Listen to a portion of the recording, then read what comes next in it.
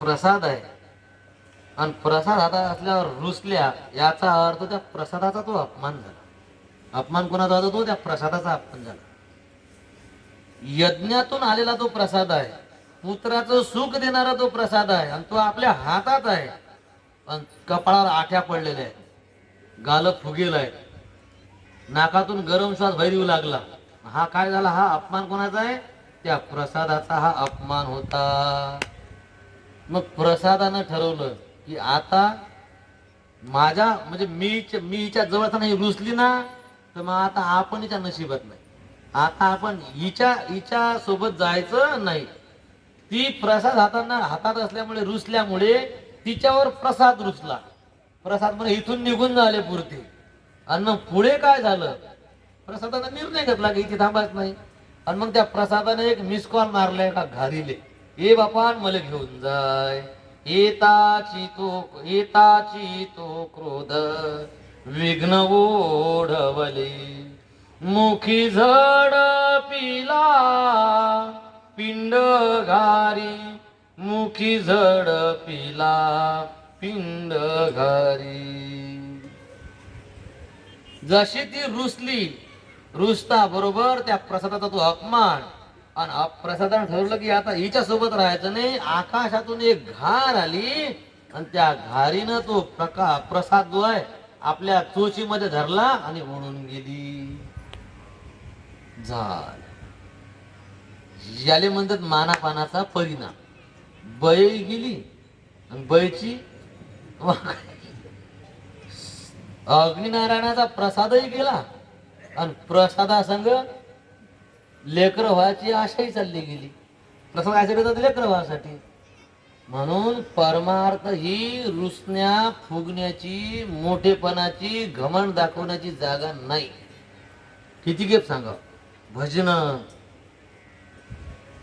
कीर्तन, भागवत, हे सप्ते, हे रागावण्याची, रुसण्या फुगण्याची, घमेंड दाखवायची जागाच नाही. पण दाखवली तर मग काय? मग दाखवल्यावर असं होते की त्याच्यापासून फायदा काहीच नाही होत. त्याच्या आपण या कार्यातून जे पुण्य निर्माण होते किंवा या कार्यातून जे आपलं जीवन बदलून जाणार आहे, आपल्यावर जे देव संताची कृपा होणार आहे, त्या देवा संताच्या कृपेला आपण मुक्तो का? इथे या वातावरणात रुसणं फुगणं म्हणजे हा त्या देवतेचा अपमान आहे. म्हणून तो कोण्या मंदिराचा अध्यक्ष मेंबर कधी होऊ नये. कारण आपला क्रोध, आपला राग, आपला रुसवा, आपला मोठेपणा त्या साधूचा आपल्यासाठी शाप आहे. आपल्याला समजत नाही ना आपण काय करू लागलो. ते तर आपला गलत निर्णय, आपल्या संसाराचं वाटोळ येरी कोणाच काय सर काय सांगा बरं. म्हणून या जागेवर इथे तर व्यवस्थितच राहिलं पाहिजे. म्हणून तर कधी कधी आपण मंदिरची बॉडी बनवताना तर कशी बनवली पाहिजे विचार आहे. त्याला बुद्धी असल्या पाहिजे. कारण आपण त्याला बनवतो पण त्याच्या संसाराचं वाटोळ होऊन जाते चुकीचे वागल्यामुळे. म्हणून ज्याला समाज आहे देवा धर्माची असाच या ठिकाणी असला पाहिजे. मंदिरातला पुजारी, तिथे राहणारी मंडळी, तिथे आता संस्थांवर जे लोक राहतात ना, हे देवा धर्माची समज असलेले लोक पाहिजेत. आता ते संस्थांचं वातावरण भंग करून टाकतात आणि स्वतःच वाटोळ करून घेतात. त्यांना शिकवावं इथे कसं जगलं पाहिजे, कसं वागलं पाहिजे. आमचे गुरु महाराज म्हणायचे का हो आम्हाला म्हणत आता एवढं मोठं संस्थान आणि सगळे ओळखीचे लोक, पण असं वाटत आहे की आपण घरी जाऊ. मग घरी असल्यावर मग घरच्यासारखाच कारभार. आपण म्हणतो ना घर समजून वागा बरं, असं आपण घर समजून वागा असं म्हणतो ना आपण. तुमचं घर समजूनच राहा बरं, घर समजूनच जेवा बरं. मग तसंच जगणं असं जायचं आमचं. एक दिवस जो चिडले आमच्या, अहो हे संस्थान तुमचं घर होय का म्हणत आमचे गुरु महाराज म्हणे. घर होय का म्हणजे घरच समजतो ना, घरच समजून वागायचं ना. आम्ही सगळे जण घर समजून वागायचो. ते म्हणजे तुमचं घर नाही, हे संस्थान. म्हणजे घरी कोणते नियम नसतात. घरी उठाचा नियम असते का? घरी जेवाचा नियम असते का? घरी कोणते कपडे घालावा हा नियम असते का? घरी कोणता झोपाचा कोणता नियम असते? घरात कोणता नियम असते बरं? कोणताच नियम नाही. त्याला घर म्हणतात. मनमानी स्वैर त्याला घर म्हणतात. आणि आमचे गुरु महाराज म्हणजे घर नाही, हे संस्थान आहे आणि संस्थानचे नियम असतात. संस्थांवर किती वाजता उठायचं, संस्थांवर दिवस कसा घालायचा, संध्याकाळी किती वाजता झोपायचं, संस्थांवर किती जेवायचं, हे काय संस्थांचे नियम आहेत. संस्थांवर नियम असतात. नियमात राहा. आलं का लक्षात? नियमात राहा. आपण आपल्या घरी नाही. आणि इथे जर आपण नियमाच्या बाहेर गेलो तर मग काही सारखी अवस्था आहे. येताची तो क्रोध विघ्न ओढवली. प्रसादाचा अपमान झाला काही मुळे. तिला वाटलंही नाही बरं. तसं आपल्या लहान सहान गोष्टीमुळे या मंडपाचा, इथल्या देवतांचा अपमान होऊन जाते. म्हणून तर हे करणारे लोक पहिले ऐकायला पाहिजेत. करणाऱ्याच्या डोक्यात जागावर आले की सगळं बरोबर होऊन जाते. सण पण मंडपातले करत नाहीत. हे कोण असतात? समोर पुढचेच लोक करतात ना सगळं हे, आणि नेमके तेच ऐकायला नसतात. म्हणून तर ऐकता हरिकथा. हरिकथा ऐकल्यावर तात्काळ दुष्ट बुद्धीचा नाश होते. अभक्त भक्त बनते. अशा गोष्टी असतात कथेमध्ये समजतात. मग आता काय अगो मग रडायला लागली काही आता. मोठेपणाची इच्छा केली, मोठेपणा तर भेटलाच नाही. आणि थोडाफार जो फायदा होणार त्या फायद्याने लाभाले मुकून गेलो. मोठेपणासाठी कधी माणसानं रुसून बसू नये. माय पत्रिकेत नाव कोणी टाकलं, मग टाकलं तर मग बारीक अक्षरात करून टाकलं. हो मग मोठे अक्षर आहे पण मग खाली करून टाकलं.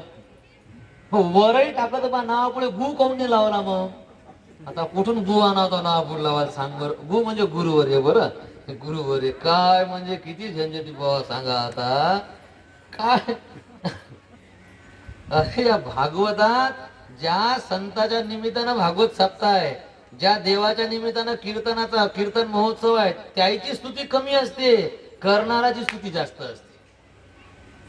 तुम्हाला पटणार नाही गोष्ट हे, पण कीर्तनासाठी उभं राहिला, भागवत करू लागला, पण आमचे साहेब, आमचे भाऊ आणि यांच्या स्नेहामुळे आणि हे कीर्तनासाठी आमचे भाऊ फार चांगले आहेत असं जेव्हा म्हणतो ना आपण, असं जर मी इथे म्हणीन ना तर तो गुणाबाबाचा अपमान आहे. इथे सगळ्यात मोठं कोण आहे? गुणाबाबा.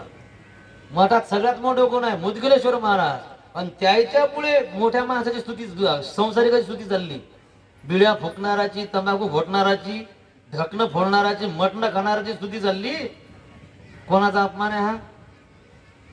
कोणाचा अपमान आहे? एका साधूपुळे विषयासक्त जीवाची स्तुती. अपमान आहे का देवतेचा? म्हणून तर आपलं जीवन छिनभिन झालेलं आहे. मोठेपणाची ही जागा नाही. आणि भेटला मोठेपणा इच्छा न करता तर ठीक आहे, देवाची इच्छा सोडून द्या, त्याच्यातही गुंतून राहू नये. काही मोठेपणासाठी रुसली ना, अगोदर मला का दिला नाही? बरं तोंडावर रुसली, बरं समोर सवती उभ्या आहेत, कौशल्या सुमित्राचे पाऊ लागल्या, आपल्याला अगोदर दिलं म्हणून हिनं तो गाल फुगवले. त्या दोघी जणीनं हे पाहिलं, तोंडावर डायरेक्ट तिनं आपला राग दाखवला. प्रसादाले मुकली. प्रसाद शब्दाचा कृपा करा आपल्या जीवनात. आपण कृपेले मुक्तो याच्यामुळे. पण पहा, मोठे माणसं मोठेच असतात. कैकेयीला अगोदर दिला म्हणून, कौशल्याला अगोदर दिलं म्हणून राग आला होता. पण मग कौशल्या मातेने विचार केला, आता हा प्रसाद आहे, हिच्या जवळचा गेला, आता हिला मुलं होणार नाहीत. म्हणून कौशल्य आई साहेबांनी काय केलं, आपल्या प्रसादाचे 2 भाग केले. आणि आपल्या प्रसादात एक भाग जो आहे कैकेयीच्या हातावर टेकवला. ती रडू लागली होती ना, आता मल्लेकर होणार नाही म्हणून, तिच्या हातावर प्रसाद टेकवला. हातावर प्रसाद आला म्हणजे आता मला मुलगा होईल. तिचं रडणं थांबलं. बापा आता भेटला ना मला. तिचं रडणं थांबलं पण उदासी गेली नाही. चेहऱ्यावर उदासी होती. आणि धार्मिक कार्यक्रमात उदास राहणे बरोबर नाही ना. सुमित्राजीने काय केलं, आपले प्रसादाचे 2 भाग केले. म्हणजे त्यातला एक भाग जो आहे कैकेयीच्या हातावर टेकवला. कौशल्या आई साहेबांनी दिला, रडणं थांबलं. आणि सुमित्राजीनं प्रसाद दिला, उदासी गेली. काऊन गेली? दोघीपेक्षा मला जास्त आहे. जेवढा जवळ आहे इतका दोघीच आहे. म्हणजे माया गेल्यावर मला इतका एकदम तिचे रडणे थांबला, एकदम ती प्रसन्न होऊन गेली. मोठं होण्यासाठी मोठं काम करावं लागते बरं. सगळ्या जगाले असं वाटते आपण मोठं व्हावं, लोकांना पहिलं मोठं मानावं आणि काम सारे हलकट करतो आपण. कोणाच्याही पोटी देव येते का? कोणाच्याही पोटी संत जन्म घेतात का? मोठं होण्यासाठी मोठं मन करावं लागते. काही काही रुसली, कोणामुळे रुसली? कौशल्यामुळे रुसली. ज्या कौशल्य आई साहेबांनी अगोदर दिलं म्हणून रुसली, त्याच कौशल्य आई साहेबांनी आपल्यातला अर्धा प्रसाद दिला. आहे का आपल्याची वृत्ती? बाप, आज त्याचं नाव अमर का झालं? जीवन जगणं किती मोठं मन आहे. जी आपल्याला बरी पाहत नाही, जी आपला राग करते, जी आपला द्वेष मात्सर करते, तिचं बरं व्हावं म्हणून आपल्या जवळच देऊन टाकलं, आपल्या हक्काचं देऊन टाकलं. दशरथ राजांनी म्हटलं दे मग तुझ्या जवळचा रसा तिले. नाही नाही नाही नाही, का वशिष्ठ ऋषीने बोलले की बाई जाऊ दे मग आता दे ना उरुसा तिले. नाही नाही, ते वशिष्ठ ऋषी दशरथ राजा चूप देल तर तुले, तुले सांभाळत नाही, आमची काय त्याच्यात गलती आहे? पण केवढं मोठं मन आहे सांगा बरं. आपल्याला अगोदर दिलं म्हणून नाक तोंड वाकडं केलं, पण अशा पहिले आपल्यातला आपल्या हक्काचा दिला. इतकं मोठं मन करावं लागते. जगात प्रत्येकाले मोठं व्हायची इच्छा आहे, जगानं मोठं म्हणावी इच्छा आहे. मन मोठं करता येत नाही. तुकाराम महाराजांना म्हणावं लागलं, हा संकोचोनी का रे झालासी लहान. संकोचोनी का रे झालासी लहान. संकोचोनी का रे झालासी लहान. संकोचोनी का रे झालासी लहान. घेईया पोषण ब्रह्मांडाचे, घेईया पोषण ब्रह्मांडाचे. संकोचोनी का रे झालासी लहान. संकोचोनी का रे झालासी लहान. प्रभु रामचंद्र भगवान की जय. आता हे प्रमाण एका वेगळ्या अर्थानं म्हटलेलं आहे तुकाराम महाराजानं, पण आपल्या इथे एक अर्थ जुळते. का लहान झाला? संकोचोनी, कोतमन. संकोच म्हणजे काय? कोतमन, हलकट बुद्धी, हलकट विचार.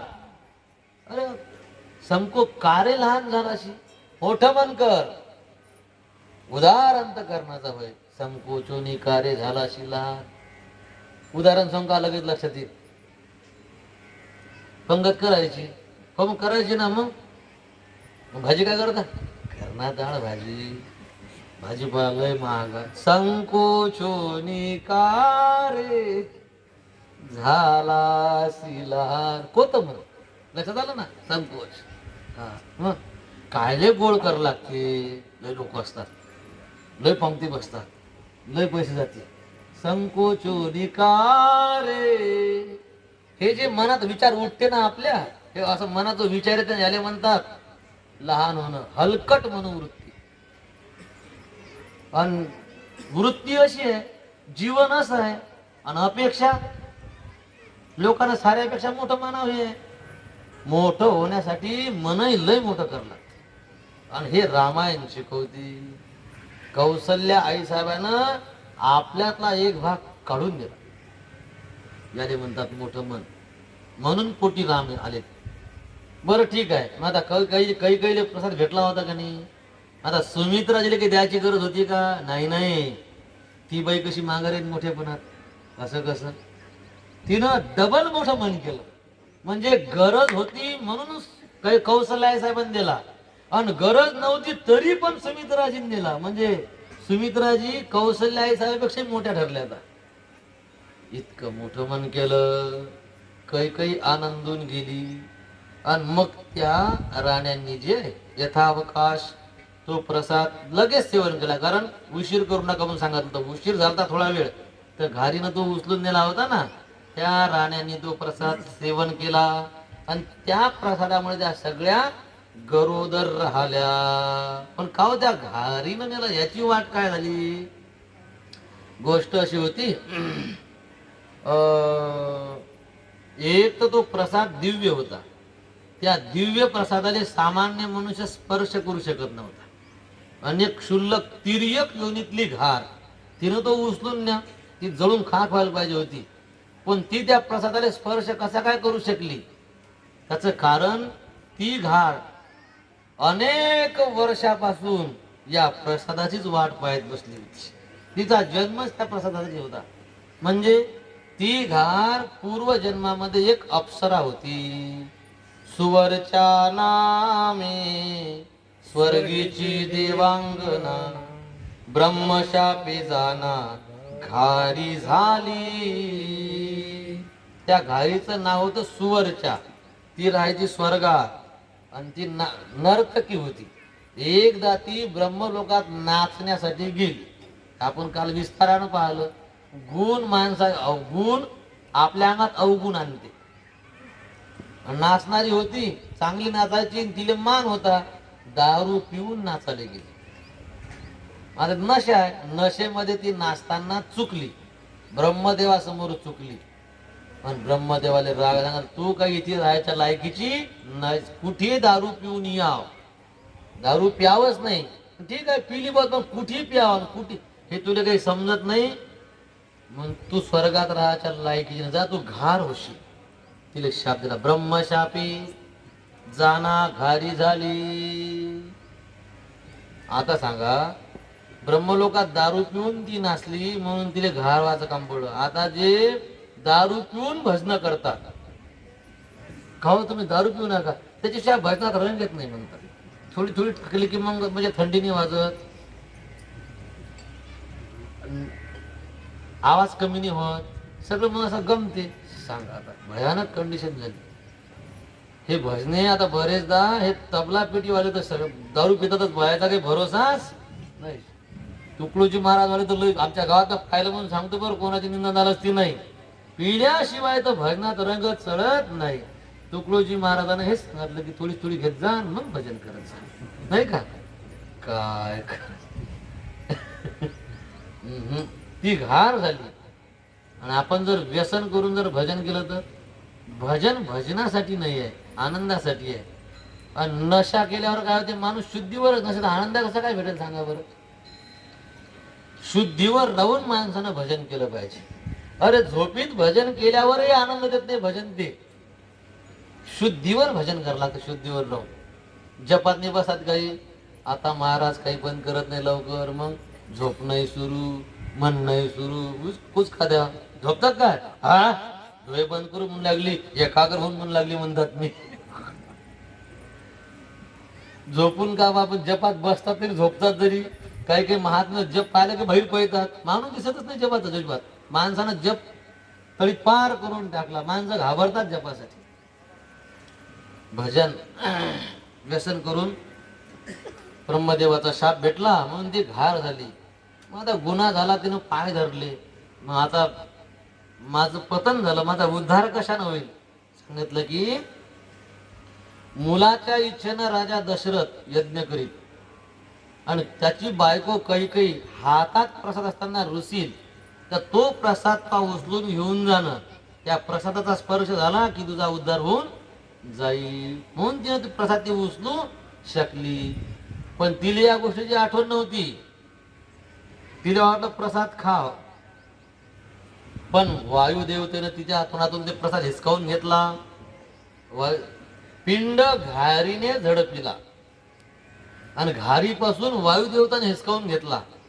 आणि तो प्रसाद जो आहे ऋष्यमुख पर्वतावर, ऋष्यमुख पर्वती अंजनी तप करी, आठविला अंतरी सदाशिव, तपाची अंती शिव झाले प्रसन्न, माग वरदान काय इच्छा. अंजनी नावाची वानरी तपश्चर्या करत बसली होती ऋष्यमुख पर्वतावर. आणि मग भगवान शंकर प्रसन्न झाले, सांगितलं बाई काय इच्छा आहे? म्हणे मले मुलगा पाहिजे. वानरी बरं, अंजनी वानरी म्हणे मुलगा पाहिजे म्हणे. ठीक आहे दिला. अरे हो काय दिला? तू मुलगा पाहिजे म्हणते ना, हो मुलगा पाहिजे, मग दिला, दे तसा नाही दिला.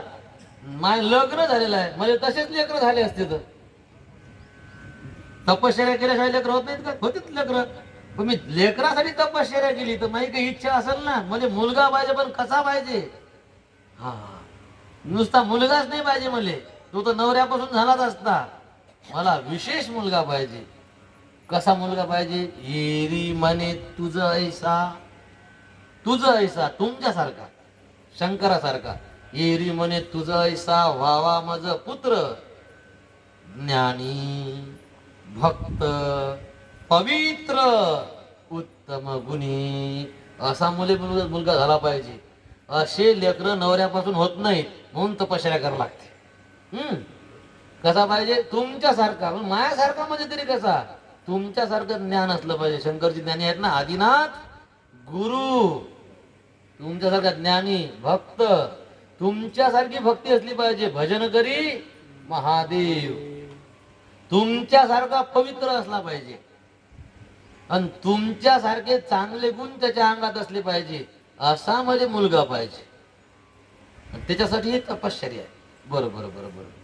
मग आता मी चाललो, तू अशीच तपश्चर्या करत राहा काही दिवस. फक्त हाताची ओंजळ करून तपश्चर्या करत राहा.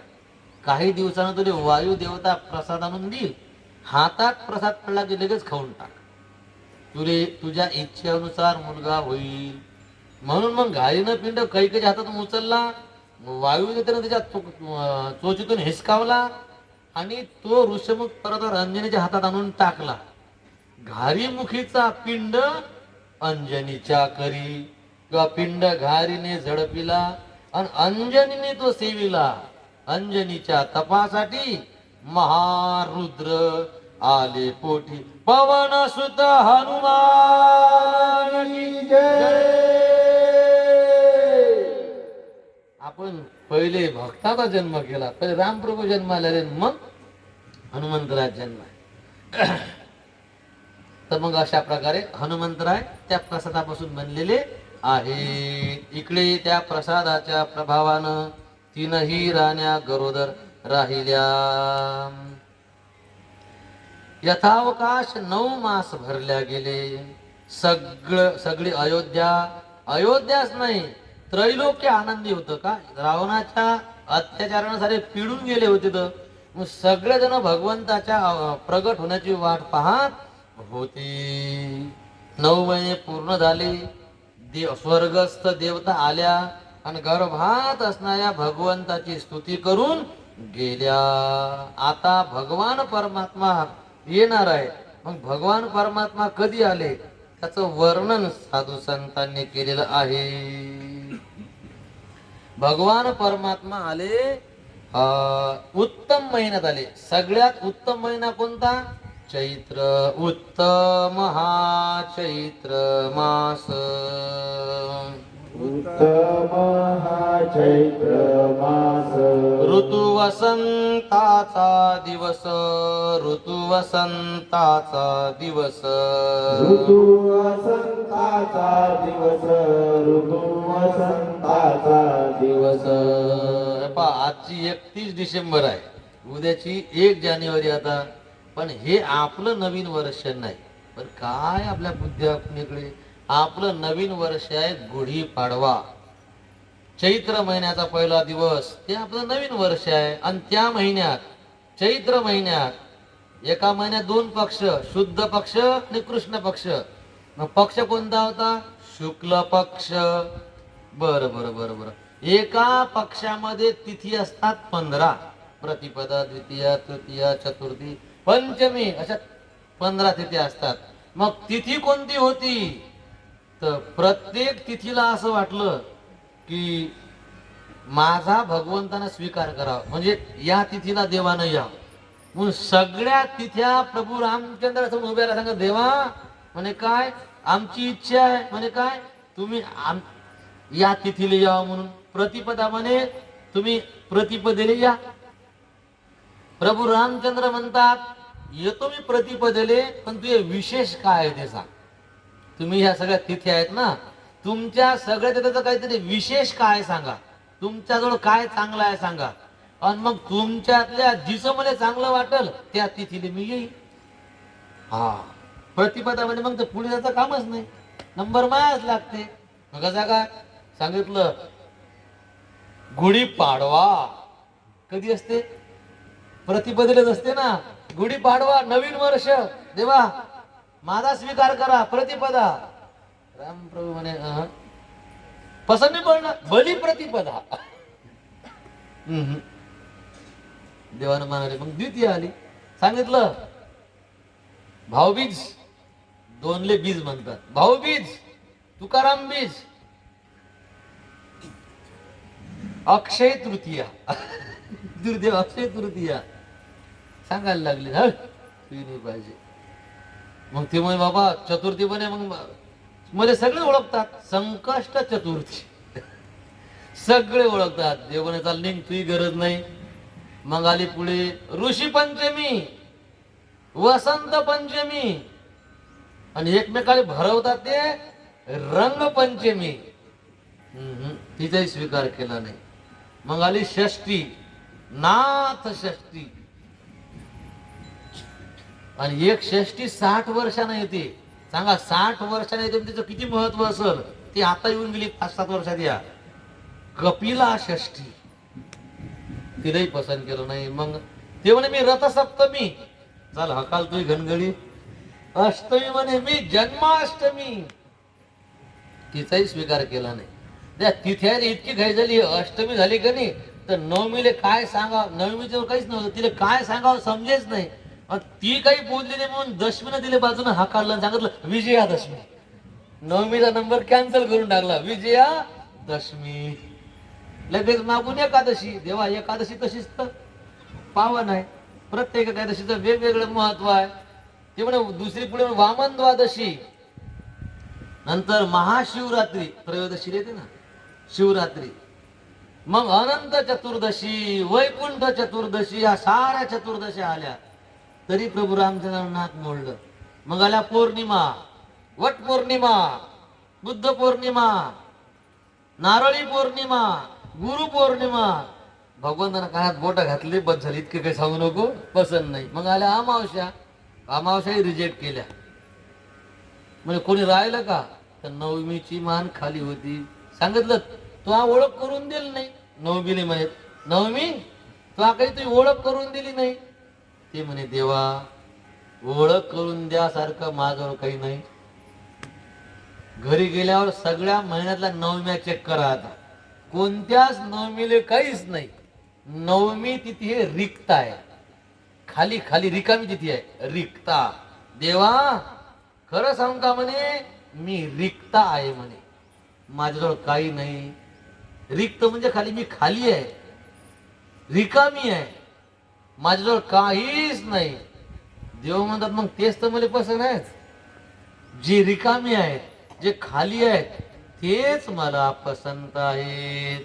तुकाराम महाराज म्हणतात, काम क्रोधे केले घर रीते, रीत्या काम क्रोधे केले घर रीते, तुका म्हणे देह भरिला विठ्ठले, तुका म्हणे देह भरिला विठ्ठले, काम क्रोधे केले घर रीते, घर रीते, काम क्रोधे केले घर रीते.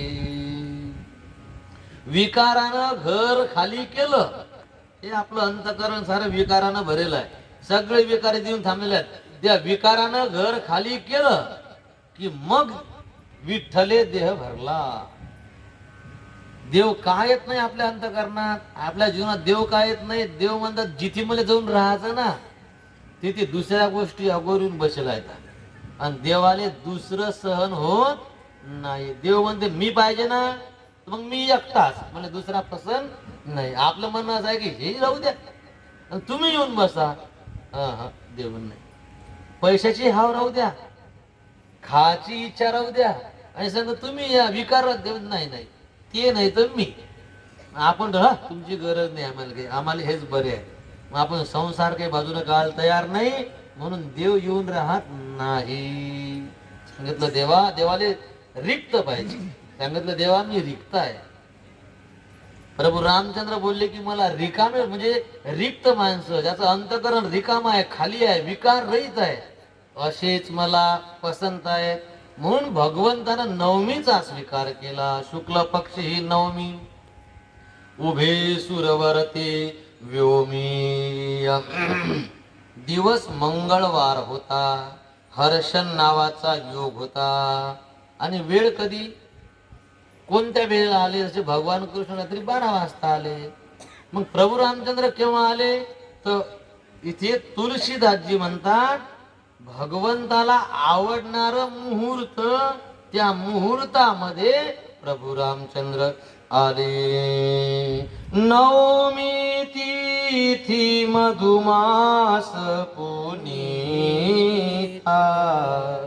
सकल पक्ष अभिजित हरिप्रीता. राम कृष्ण हरी जय जय राम कृष्ण हरी. राम कृष्ण हरी जय जय राम कृष्ण हरी. मध्य दिवस अतिशीतन घामा. राम कृष्ण हरी जय जय राम कृष्ण हरी. पावन काल लोक विश्रामा. राम कृष्ण हरी जय जय राम कृष्ण हरी. नवमी तिथी मधुमास पुनीता. सकल पक्ष अभिजित हरिप्रीता. राम कृष्ण हरी जय जय राम कृष्ण हरी. राम कृष्ण हरी जय जय राम कृष्ण हरी. प्रभु राम चंद्र भगवान की जय. नवमी तिथी मधुमास पुनीता. सकल पक्ष अभिजित हरिप्रीता. भगवान परमात्मा अभिजित मुहूर्तावर जन्माला आले. आता हे अभिजित मुहूर्त म्हणजे काय? आपण बरेचदा सांगितलेलं आहे. मला सांगता येईल का अभिजित मुहूर्त कधी असते? तर अभिजित मुहूर्त कधी असते कोणाला सांग. आता वार कोणता आहे? मंगळवार. बुधवारी नसते फक्त हे मुहूर्त, बाकी 6 दिवस असते अभिजित मुहूर्त.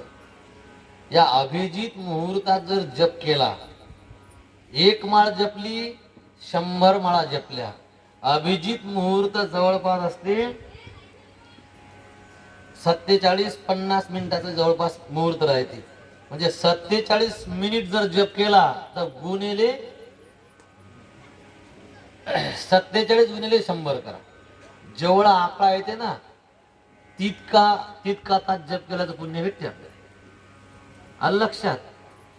अभिजित मुहूर्तात प्रभू रामचंद्राचा जन्म आहे. आणि या अभिजित मुहूर्ताचं महात्म्य असं आहे, या अभिजित मुहूर्तात जर जप केला ना तर माणूस अभिजित माणसाला विजय मिळवता येते. कशावर? इंद्रियावर, मनावर, विकारावर. आणि आपण हे बरेचदा सांगितलं. आता जपच करत नाही कोणी तर टाइम कोण ध्यानात ठेवणार आहे? अभिजित मुहूर्त असते 11:36. दुपारी 11:36 सुरू होते तर 12:24 असते अभिजित मुहूर्त. आणि या वेळात बरीचशी मंडळी आहे. गावातले काय म्हणतात आंबाळ्यातले या, पण बाहेर गाव आता आमच्या परिसरातली बरीचशी मंडळी आहे की या 11:30 ते 12:30 बिलकुल जप करत बसतात. अभिजित मुहूर्त जप केला पाहिजे. तसा जप नेहमीच करत राहिलं पाहिजे. पण आपण जपाच्या काही वेळा सांगितल्या होत्या. दिवस सूर्य उगवण्याच्या अगोदरचे 2 तास, त्याच्यामध्ये 3 काळ येतात. उषा काळ, अरुणोदय काळ आणि प्रातः काळ. 2 तास सूर्य उगवण्याच्या अगोदरचे 2 तास जप म्हणजे 200 तास जप आहे.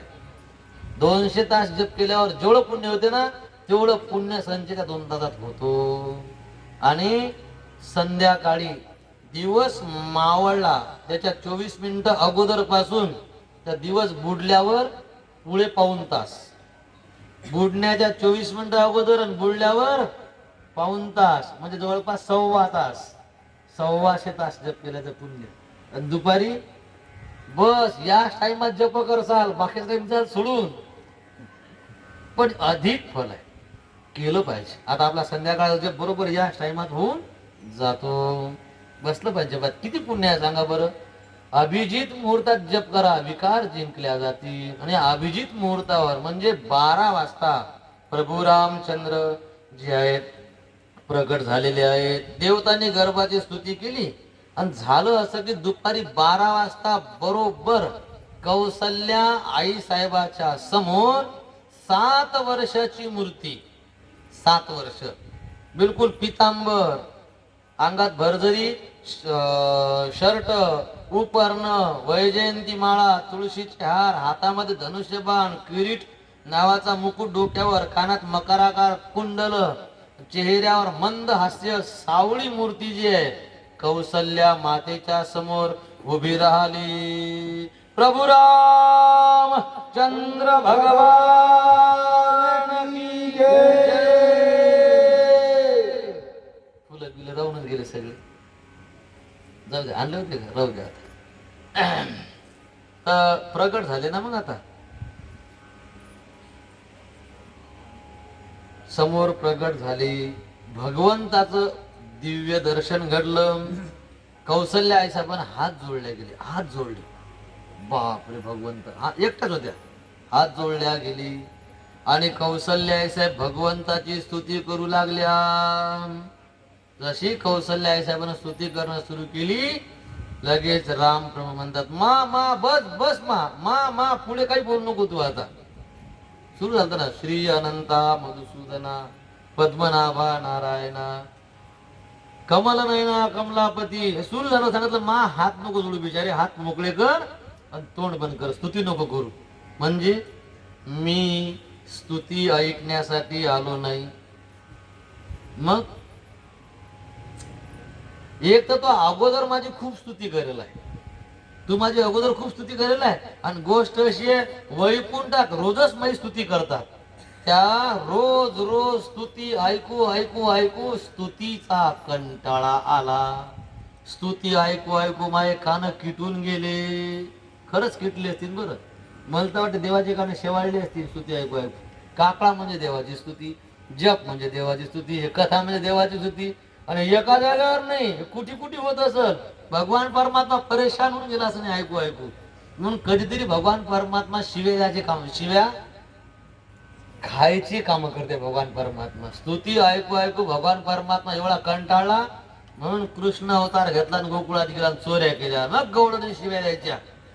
देवने आता कसं बरवट लागलं, हसत असे शिव्या देतात त्या गवळणी. गवळणी शिव्या द्यायच्या, तुझ्या मायचा, तुझ्या बापाचा, तू असा, काया, उंदऱ्या, बेंद्र्या, झिपऱ्या, इतका असे हा हा हा. आता गमलं बरोबर का? नेहमी कोणी सगळे मोठेपणा स्तुतीच जे ती हे असं ऐकायलाच भेटत नाही म्हणे. तो भगवान परमात्मा गवळणी शिव्या, गवळणीनं शिव्या द्यावा आणि भगवंतानं हसावं. आता देव म्हणे मा तू काही स्तुती करू नको, तो अगोदर माझी स्तुती करेल आहेच. आणि रोज वैकुंठात स्तुती ऐकू ऐकू माझे कान किटून गेले म्हणे. मी स्तुती ऐकण्यासाठी आलो नाही. मग कशा करता आले तुम्ही? मा खरं सांग का, तू माझे लाड कराव म्हणून मी आलो. तू मला तुझं वात्सल्य प्राप्त व्हावं म्हणून मी आलो. तुझं प्रेम मला मिळावं म्हणून मी आलो. म्हणजे कसं काय, जिथे स्तुती असते ना तिथे आदर असते. माणूस तिथे अंगाला हात लावत नाही. मोठा माणूस आहे, आपण त्याला आदर मान करतो, तर स्तुती करतो, तर तिथून कसं 10 फूट अंतर असते. बाबा मोठे माणसं आहेत, मोठे महाराज आहेत, लांब लांब लांबूनच राहतात लोक. तिथे स्तुती आहे, प्रेम नाही त्या ठिकाणी, तिथे लाड नाही. सांगितलं माया स्तुतीला मी खरंच कंटाळलो, मग तू माझे लाड करावं म्हणून मी आलो. तू जर मला देव समजून माझी स्तुती करशील तर मांडीवर घेशील का? तुम्हाला सांग बरं. आता तुम्हा तोंडावून डोक्यावरून हात करशील का? सांग बरं. मी माझ्या मोठेपण ऐकायसाठी नाही, तू माझ्या तोंडावून हात फिरवाव, माझ्या डोक्यावरून हात फिरवाव, माझ्या पाठीवर थाप टाकाव, तू माझ्यासोबत खेळाव, माझं नाक धराव, माझे कान धराव, माझे गालगुचे घ्या, माझ्यासोबत फेकाव, नाही का? मी ह्याच्यासाठी आलो. हे प्रेम आहे. या सगळ्या क्रियेमध्ये काय प्रेम आहे. मी स्तुती ऐकण्यासाठी नाही आलो, तुझं वात्सल्य प्राप्त व्हाव म्हणून मी आलो, तू प्रेम करावं म्हणून आलो. वैकुंठात खूप जय जयकार मी ऐकला. एक गोष्ट सांगू का मी तुला आतली खरी गोष्ट ती आहे म्हणे, मीच सगळ्याचा मायबाप होऊन बसलो म्हणे. देव काय म्हणतात, मी सगळ्याचा मायबाप होऊन बसलो. साधू संत म्हणतात ना, विठ्ठल बाप माय चुलता, किंवा माय बाप बंधुजन तूची, मी सगळ्याचा मायबाप होऊन बसलो म्हणे. पण मले मायबाप नाही. मी सगळ्याची माय होऊन सगळ्याचा बाप होऊन त्याचा सांभाळ करतो, पण असं वाटतं की मलाही मायबाप असा. मायबापाचं प्रेम वेगळंच असते ना. जीवनात सगळं आहे, माय बाप नाही. जीवन अपुरं आहे बरं ते. मी तर साधू झालो, एका जणाची आई बाप वारली, एका महाराजात एका जणाला आई बाप नाही, एका जणाला करायचे दोघं तिघ आहेत मारलं. चांगली सात्विक मंडळी आहे ती. त्याले म्हणजे माझ्यापेक्षा वयानं लहान आहेत, पण त्याले मायबाप मरून गेले तर कोणीच नाही. ते पाहिलं मी. इकडे जंगलात बसलो असतो, पण असं वाटत नाही माय लय दिवस पर्यंत असा. तुम्ही तर माय जवळ आहेत ना, नाही चालतात म्हणतात ते मला माय आहे म्हणून, म्हणजे बाप आहे म्हणून. ते वेगळंच असते. सोबत राहिल्याची गोष्ट वेगळी आहे, मायबाबाची कदर करत ती गोष्ट वेगळी. पण मायबापाच्या शिवाय जीवन म्हणजे बत्तर जीवन आहे. मायबाप असा एक माणसाला वेगळंच आतमध्ये ऊर्जा असते, माणसाच्या एक वेगळा आनंद असते. ते भगवंत म्हणतात, मी साऱ्याची माय झालो, बाप झालो, पण मले माय बापाचा आनंद भेटला नाही. मग तू माझी भक्त नको हो, तू माझी माय होऊन राह. भक्त होशील तर रोज पूजा करशील. ओम जय जगदीश, पूजा नको करू, तू माय होय, म्हणजे जवळ घे, माय होऊन माझे लाड कर. मग सांगितलं, देवा तुम्ही अवतार तर खूप घेतले हो. मग अवतार घेतला म्हणजे मग कोणाच्या ना कोणाच्या पोटी आले असाल ना तुम्ही, मग तिथे मायबाप असते ना तुम्हाला. म्हणे मा तुझी आतली गोष्ट सांग का, जितके अवतार घेतले ना आतापर्यंत, एकही अवतार धड नव्हता म्हणे. अवतार धड नाही तर मायबापाही धड नाही भेटले म्हणे. म्हणजे मत्स्य झालो म्हणे मायबाप, मासा बनलो मायबाप कशी असतील, कासव झालो मायबाप कशी असतील, डुक्कर झालो मायबाप कशी असतील, परशुराम झालो. पण तिथे बापासाठी मायाचा जीव घ्यायचं काम पडलं. तिथे मायबाप होते, चांगले होते, पण बापाच्या आज्ञेचं पालन करायला मायचा मुर्दा पडायचं काम पडलं. मग ती मला आयुष्यभर खटकत राहिली गोष्ट ते आता. आणि बिचारे काय काय अवतार घेतले म्हणे.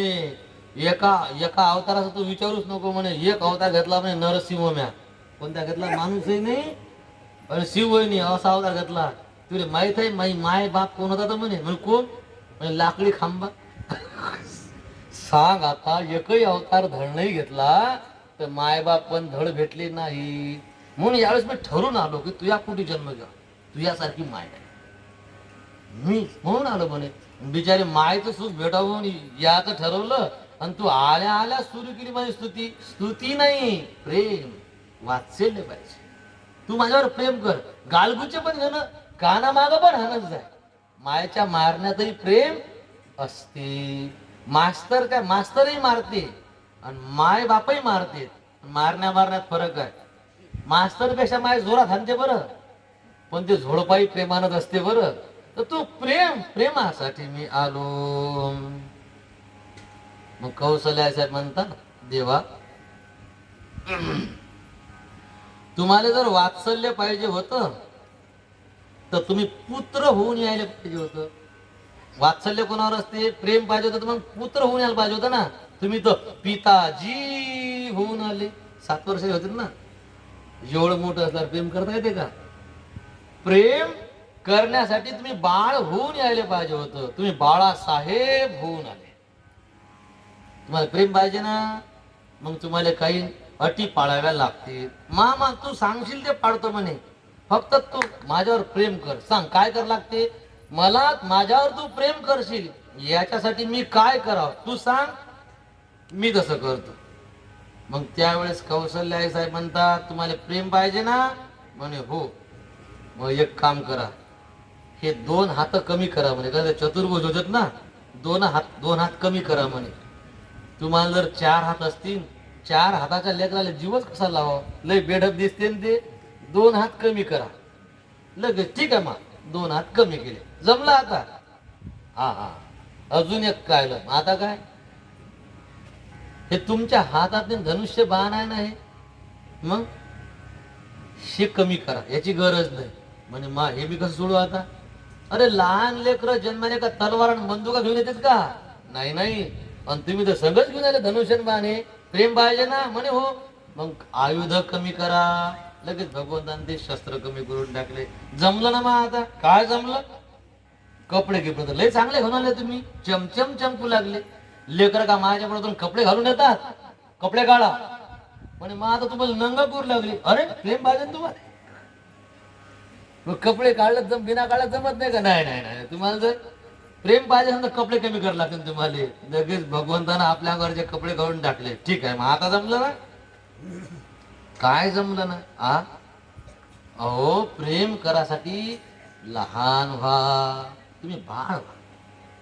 बर लगेच भगवान परमात्मा मोठी भावार्थाची बळ देव झाला त्यांची बाळ. भगवान प्रभू रामचंद्र लगेच बाल रूप झाले आणि मायेच्या मांडीवर बसून म्हणतात, मा जमलं का नाही आता. काय जमलं, पहिले बडबड बंद करा. लहान लेकर का बडबड करत असते का, कवाची बडबड चालली, सुची करू नको, माय बाप धड नाही, प्रेम कर गालगुचे घे. इतके जर लहान लेकरू बोलतो भिवून पैल ना कुठे का काय. लहान लेकरा बोलत असत का, तोंड बंद. देवानं पोट ठेवलं, तोंड बंद. खुनावर आता जमलं आता. मग नाही जमलं अजून, आता रडा. अरे तोंड बंद करा हे ठीक आहे, माझा रडा म्हणजे काय पंचायत आहे, रडा आता रडा. म्हणजे अजब संसार, रडा म्हणतात. म्हणे जन्माले आल्या लेकरू रडलं पाहिजे. जर जन्माले आल्याला लेकरू रडलं नाही तर त्याचे मायबाप रडतात. मग मुख बिकत नाही. पहिले रडा. प्रेम पाहिजे तुम्हाला, वात्सल्य पाहिजे ना, तुमचे लाड करायचे ना, मग तुम्ही रडा. म्हणजे बिना रडल्याचं मत नाही, बिलकुल नाही. पहिले रडा. आणि जेव्हा मग आता भगवंत असतो आणि लगेच भगवंतानं रडण्याकरता सुरुवात केली. तुळशीदासजी लिहितात हरी. आता हे आपण सगळं सांगितलं ना, हे ह्यामध्येच तुळशीदासजीने लिहून ठेवलं. भय प्रगट कृपाला दीन दयाला कौसल्या हितकारी हर्षित महतारी मुनी मनहारी अद्भुत रूप विचारी लोचन अभिरामा तनु घनश्यामा निज आयुध भुजचारी भूषण बनमाला नयन बिसाला शोभा सिंधू खरारी. आता कौशल्या बोलली ते सांगतात. माता पुनी बोली सोमती डोली तजहू तात यह रूपा की जय शिशुलीला अति प्रियशिला यह सुख परम अनुपा सुनी बचन सुजाना रोदन ठाना. रळ लागले तर होई बालक सुर भूपा यह चरित जे गावही हरिपद पावही तीन परही भव कृपा. कौशल्य आई साहेबाच्या म्हणण्यानुसार प्रभू रामचंद्र रडायला लागले आणि हा रडण्याचा आवाज सगळ्या महलामध्ये गुंजला, म्हणजे घुमला. महलाच्या बाहेर रडण्याचा आवाज गेला, महलातून लहान लेकराच्या रडण्याचा आवाज आला. याचा अर्थ कौशल्य आई साहेबांना बाळाला जन्म दिला. सगळ्या दास्या आनंदी झाल्या आणि इतर राण्या सुद्धा आनंदी झाल्या आणि धावतच कौशल्याच्या महलाकडे निघाल्या. सुनी शुश्रुदान परम प्रिय बाणी, संभ्रम चली आई सब रानी. राम कृष्ण हरी जय जय राम कृष्ण हरी. राम कृष्ण हरी जय जय राम कृष्ण हरी. सुनी शिशुरुदन परम प्रिय बाणी. राम कृष्ण हरी जय जय राम कृष्ण हरी. संभ्रम चली आई सब रानी. राम कृष्ण हरी जय जय राम कृष्ण हरी. सुनी शिशुरुदन परम प्रिय बानी. संभ्रम चली आई सब रानी. राम कृष्ण हरी जय जय राम कृष्ण हरी. राम कृष्ण हरी जय जय राम कृष्ण हरी. प्रभु रामचंद्र भगवान की जय. फुलं बिलं काही वाटल्या गेले नाही. मग आता इथेच थांबू आपण आणि बस दुपारून आलं की लगेच जन्म करून मग पुढच्या कथेला आपण सुरुवात करू. 20-25 मिनिटाचा इंटर आहे. चहा पाणी आहे आणि बाहेर तिकडे धान्य ठेवलेलं आहे. चाय घ्या, जराशा निसपूस करा. इथे आल्यावर अभंग 10-15 मिनिटं जातात, तर 10-15 मिनिटं मागून चालले या. ठीक आहे. दळणनीस नव्हते ना, ऐक नाही होते.